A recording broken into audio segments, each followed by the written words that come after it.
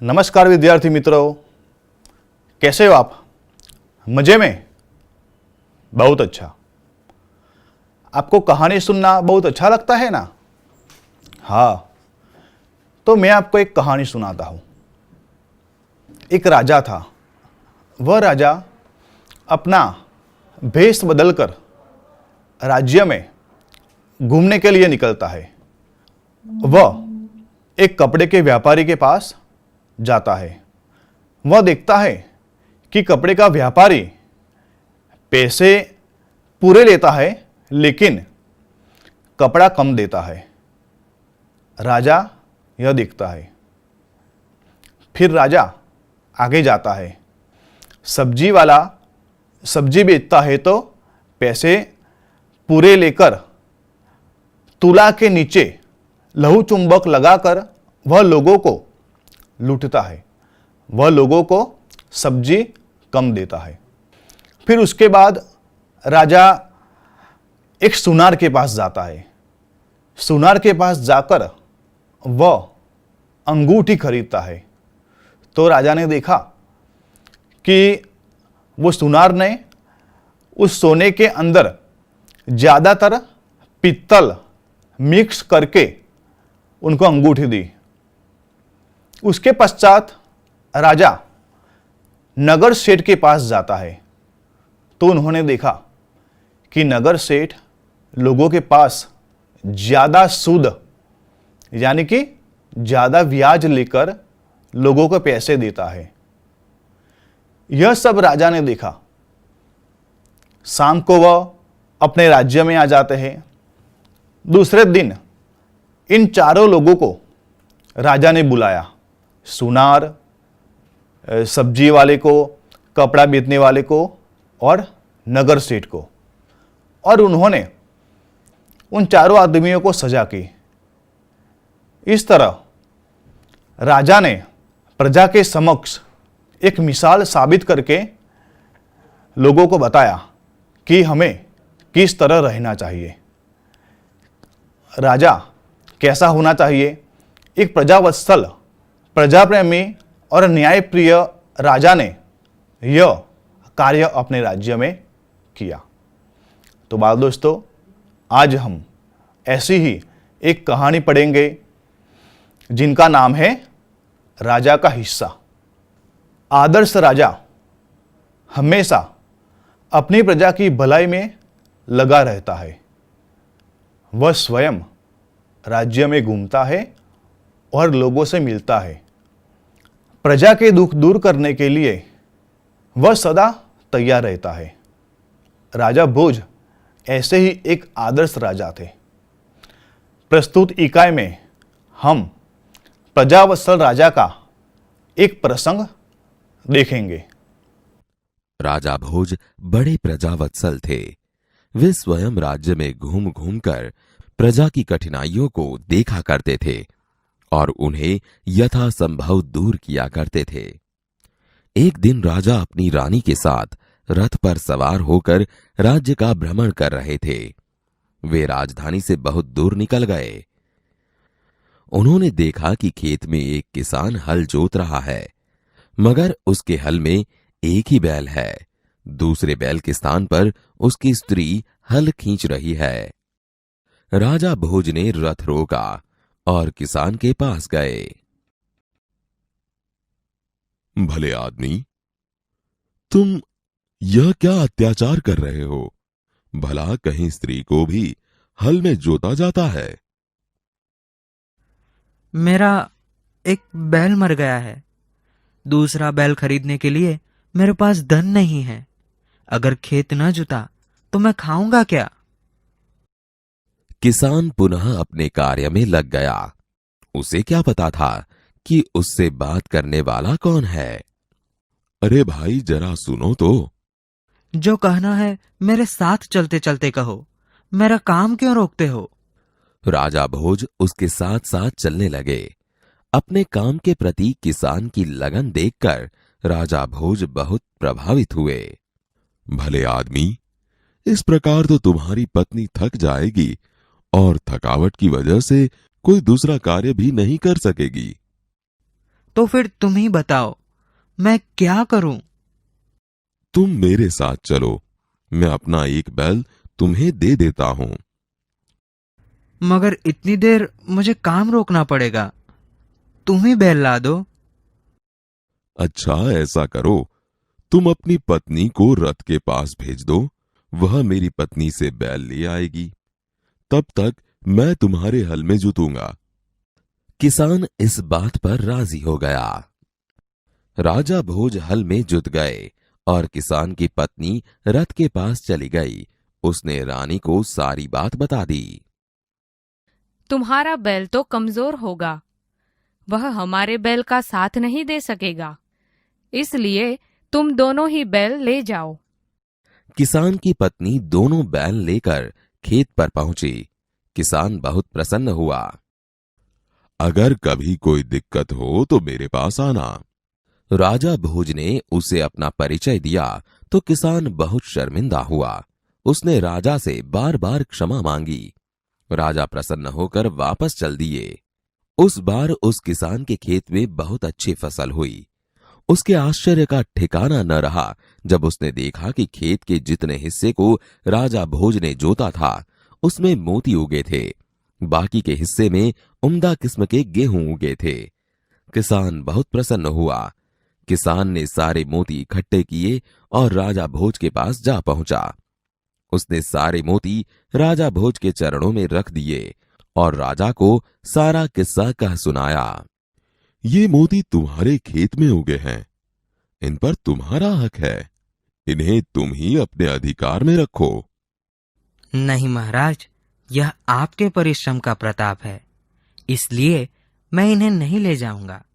मेरी प्रार्थना है कि आप इन्हें राजकोष में जमा कर लें और गरीबों की भलाई के लिए काम में ले। किसान की बात सुनकर राजा बहुत प्रसन्न हुए और उन्होंने मोती स्वीकार कर। आपको मजा आया ना कहानी में? हाँ, हमने कहानी में देखा कि राजा भोज बड़े प्रजावत्सल थे। वह एक बार राज्य में घूमने के लिए निकले तो वह अपनी राजधानी से बहुत दूर निकल चुके थे। उन्होंने देखा एक किसान अपना खेत जोत रहा है। किसान के हल में एक बैल और उसकी स्त्री हल जोत रही थी। राजा ने देखा, करे यह आदमी बहुत अत्याचार कर रहा है। राजा किसान के पास जाते हैं। राजा किसान से कहते हैं कि अरे भाई, तुम यह क्या अत्याचार कर रहे हो? भला कहीं अपनी स्त्री को हल में जोता जाता है? तो किसान ने कहा कि मेरे पास एक ही बैल है, दूसरा बैल लाने के लिए मेरे पास पैसे नहीं हैं। अगर मैं खेत नहीं जोतूंगा तो मैं खाऊंगा क्या? राजा ने कहा, अगर तुम्हारी पत्नी इस तरह इतना कार्य करेगी तो फिर वह थक जाएगी, वह दूसरा कार्य नहीं कर पाएगी। तुम ऐसा करो, तुम्हारी पत्नी को मेरी पत्नी के पास भेजो, वह तुम्हें दूसरा बैल ला देगी। किसान ने कहा, अगर वह जाएगी तो मेरा खेत जोतेगा कौन? इतने समय तक मैं रुक नहीं सकता। तो राजा ने कहा कि तुम्हारी स्त्री को मेरी पत्नी के पास भेजो, तब तक मैं हल में जुतूंगा। तो राजा किसान के हल में जुत जाते हैं और उनका खेत जोतते हैं। किसान की पत्नी रानी के पास जाती है। वह सब बात रानी को बताती है। रानी ने कहा, तुम्हारा बैल हमारे बैल का साथ नहीं दे पाएगा, तुम ऐसा करो, मेरे दोनों ही बैल ले जाओ। उसके बाद किसान की पत्नी दोनों बैल लेकर आती है। उसके बाद किसान के खेत में बहुत अच्छी फसल हो। खेत के जितने हिस्से में राजा ने जोता था वहां मोती उगे थे। जितने हिस्से में किसान की पत्नी ने जोता था वहां उम्दा किस्म के गेहूं उगे थे। तो किसान के खेत में जो मोती उगे थे वह लेकर वह राजा के पास जाता है। राजा को कहता है कि यह महाराज, यह आपके परिश्रम का फल है। जितने हिस्से में आपने जोता था वहां मोती उगे हैं, ये मोती आप स्वीकार कर। राजा ने कहा, नहीं, यह तो तुम्हारा है। लेकिन किसान ने कहा कि नहीं, यह आपके परिश्रम का फल है, आप इन्हें स्वीकार करो। आप राज्य के गरीबों की भलाई में इसका खर्च करना। इस तरह किसान राजा को सब मोती देते हैं। राजा प्रसन्न होता है। तो बाल दोस्तों, आपने देखा कि एक प्रजावत्सल राजा और प्रामाणिक किसान की कहानी यहाँ हमने देखी। इसके बाद हम कुछ नए शब्द के अर्थ दिए गए हैं, वह हम देखेंगे। आप अपना पाठ्यपुस्तक निकालोगे, उसमें हमें शब्दार्थ दिए गए हैं।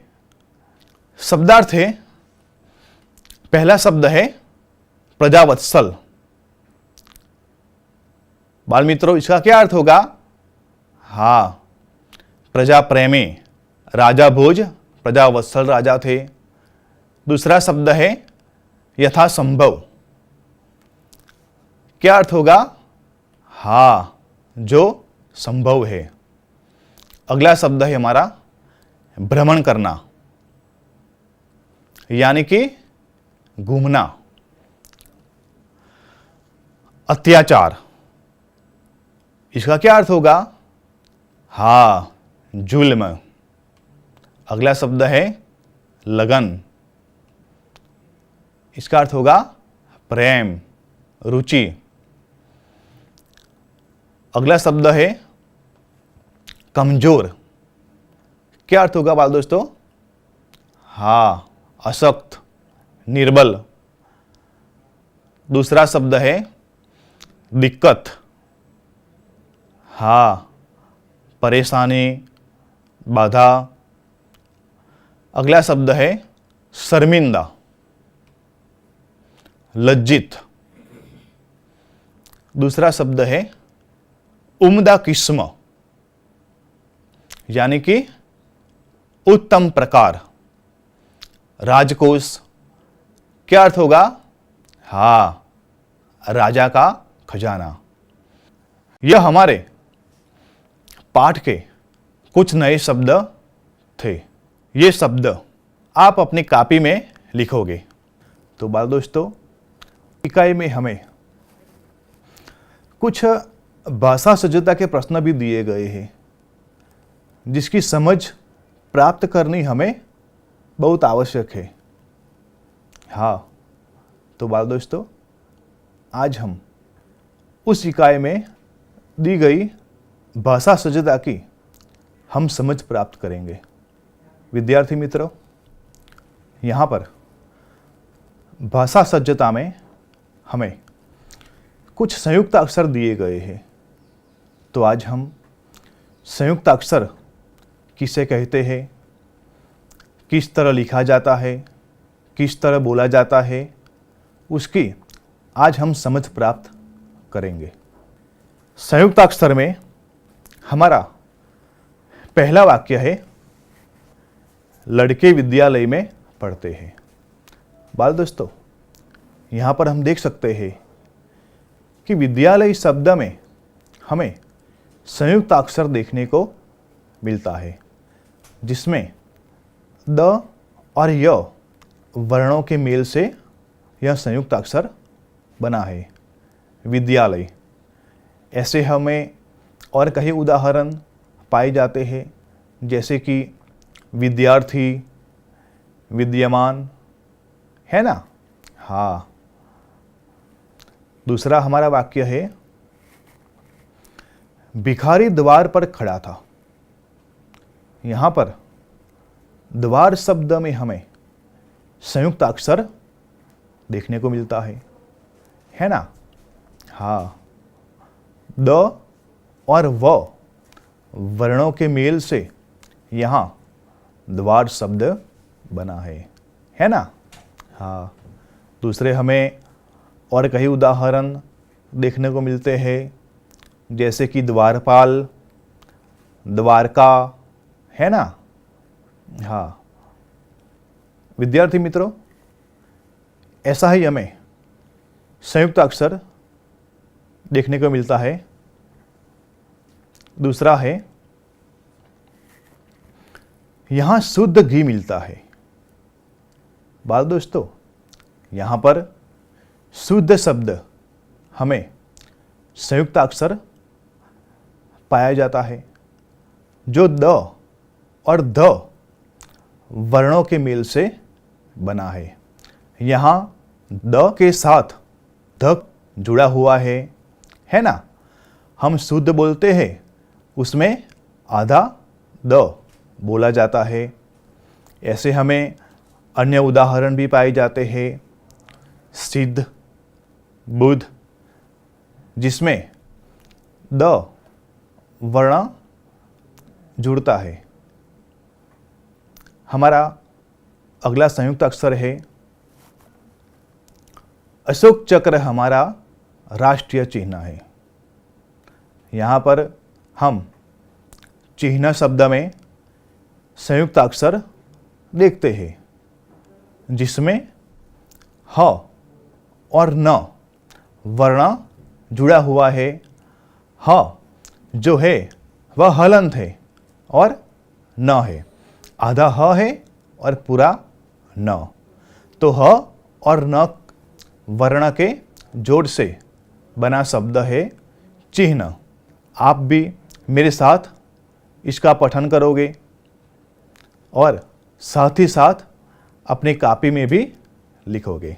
ऐसा ही नया प्रश्न हमारा जो भाषा सज्जता का है, वह हमें स्वाध्याय में दिया गया है। विद्यार्थी मित्रों, यहाँ पर हमें मुहावरों के अर्थ दिए गए हैं, जो उसकी हम समझ प्राप्त करेंगे। विद्यार्थी मित्रों, आप यहाँ देख सकोगे कि यहाँ पे सभी मुहावरे आंख के साथ जुड़े हुए हैं। आपको लगेगा यह सभी मुहावरे आंख के साथ जुड़े हुए हैं, मगर आंख के साथ जुड़े होने के बावजूद सभी के अर्थ भिन्न भिन्न है। हाँ, तो आज हम मुहावरे की समझ प्राप्त करेंगे और उसका वाक्य प्रयोग भी करेंगे। हमारा पहला मुहावरा है आंख खुलना। उसका अर्थ क्या होगा बाल दोस्तों? हाँ, बिल्कुल सही कहा आपने, सही बात का ज्ञान होना। आंख खुलना मतलब सही बात का ज्ञान होना। व्यवसाय में नुकसान होते ही सेठ जी की आंखें खुल गई। सेठ जी को अपने व्यवसाय में बहुत नुकसान हुआ, तब सेठ जी को सही बात का ज्ञान हुआ, यानी कि व्यवसाय में नुकसान होते ही सेठ जी की आंखें खुल गई। विद्यार्थी मित्रों, आंख के साथ जुड़ा हुआ ऐसा ही अगला मुहावरा है आंख लगना। बाल दोस्तों, इसका अर्थ क्या होगा? हाँ, सही कहा आपने, एकदम से सो जाना, यानी कि बिस्तर पर लेटते ही मेरी आंख लग गई। बिस्तर पर लेटते ही मैं अचानक से सो गया, यानी कि बिस्तर पर लेटते ही मेरी आंख लग गई। हमारा अगला मुहावरा है जो हम देखेंगे आंख चुराना। हाँ, सही कहा आपने, आंख चुराना यानी कि सही बात से टल जाना। आंख चुराना यानी कि सही बात से टल जाना। इसका क्या अर्थ होगा? इसका वाक्य है कुछ कारण जरूर है, इसलिए वह मुझसे आंख चुरा रहा है ना। सही बात से टल जाना, यानी कि विद्यार्थी मित्रों कुछ कारण जरूर है, इसलिए वह मुझसे आंख चुरा रहा है। इस मुहावरे के आधार पर हमें वाक्य देखने को मिलता है। ऐसा ही अगला मुहावरा है आंख दिखाना। इसका अर्थ क्या होगा? क्रोध करना। आंख दिखाना यानी कि क्रोध करना। इसके आधार पर वाक्य बनेगा, जरा सी गलती होने पर ही आप मुझे आंख दिखाने लगे। मुझसे क्या जरा सी गलती हो गई कि आप मुझ पर क्रोधित होने लगे, है ना। हाँ, जरा सी गलती होने पर ही आप मुझे आंख दिखाने लगे। हाँ विद्यार्थी मित्रों, हमारा नया प्रश्न है, बक्से में जो शब्द कार्ड है उनको शब्दकोश के क्रम में लिखिए। बाल मित्रों, हमें यहाँ पर कुछ शब्दार्थ दिए गए हैं। आप आगे पढ़ चुके हो कि शब्दकोश के क्रम के मुताबिक हम किस तरह लिख सकते हैं, है ना। तो यहाँ पर हमें कुछ शब्द दिए गए हैं जो मैं आपके समक्ष इसका पठन करूँगा। आप भी मेरे साथ इसका पठन करोगे। पहला शब्द है फसल,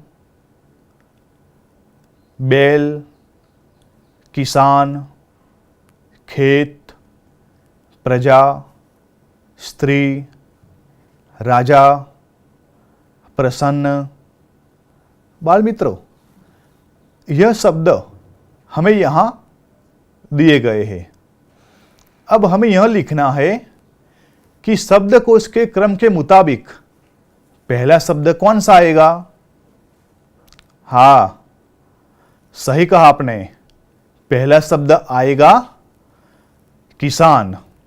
पहला शब्द आएगा किसान। उसी तरह बाल दोस्तों, दूसरा शब्द कौन सा आएगा। हाँ बोलो आप। दूसरा शब्द आएगा खेत। सही कहा आपने।